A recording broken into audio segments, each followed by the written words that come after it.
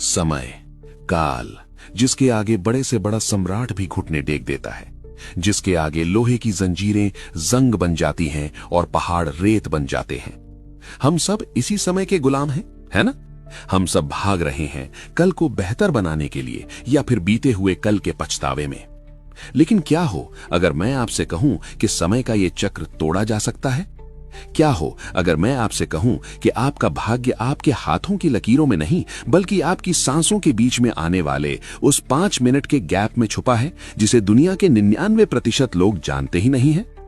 नमस्ते दोस्तों, आज की ये चर्चा साधारण नहीं है। आज मैं आपको कोई मोटिवेशनल कहानी सुनाने नहीं आया हूं, बल्कि आज मैं आपके सामने वो रहस्य खोलने जा रहा हूं जो सदियों से हिमालय की बर्फीली गुफाओं में सिद्ध योगियों के बीच गुप्त रखा गया था। ये रहस्य है त्रिकाल साधना का, और ये जुड़ा है सीधे देवों के देव महाकाल शिव से। कुछ साल पहले की बात है। मैं अपने जीवन के कुछ सवालों से बहुत परेशान था। मन में शांति नहीं थी। इसी तलाश में मैं हिमालय की यात्रा पर निकल पड़ा।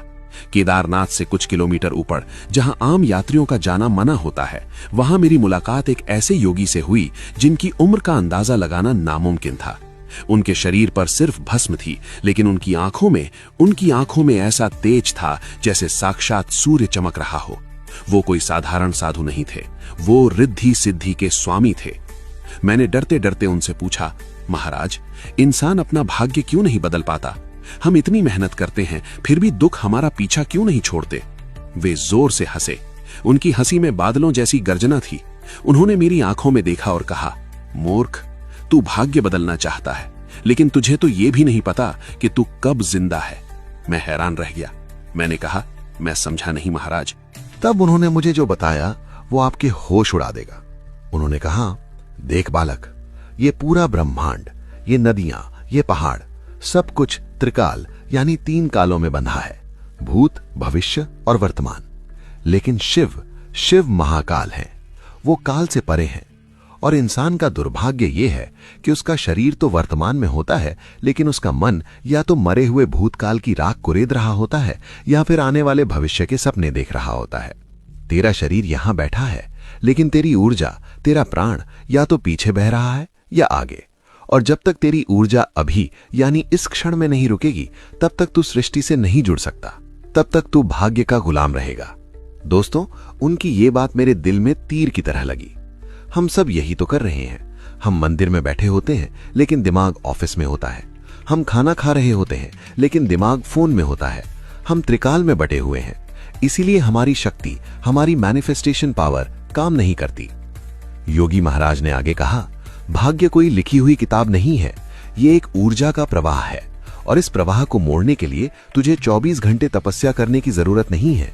तुझे बस पूरे दिन में वो 5 मिनट पकड़ने हैं जब प्रकृति का द्वार खुलता है। अगर तूने उस 5 मिनट में अपने प्राणों को साधना सीख लिया तो तू अपना भाग्य खुद लिख सकता है। उन्होंने इसे त्रिकाल भेदन का नाम दिया। ये सुनने में जितना भारी लग रहा है, असल में ये उतना ही सरल और वैज्ञानिक है। ये सीधे तौर पर भगवान शिव के त्रिनेत्र के विज्ञान से जुड़ा है। शिव का तीसरा नेत्र क्या है? क्या वो कोई शारीरिक आंख है? नहीं, वो प्रतीक है उस अवस्था का जब आप 2 आंखों से दिखाई देने वाली दुनिया यानी डुअल वर्ल्ड से हटकर उस एक सत्य को देखते हैं।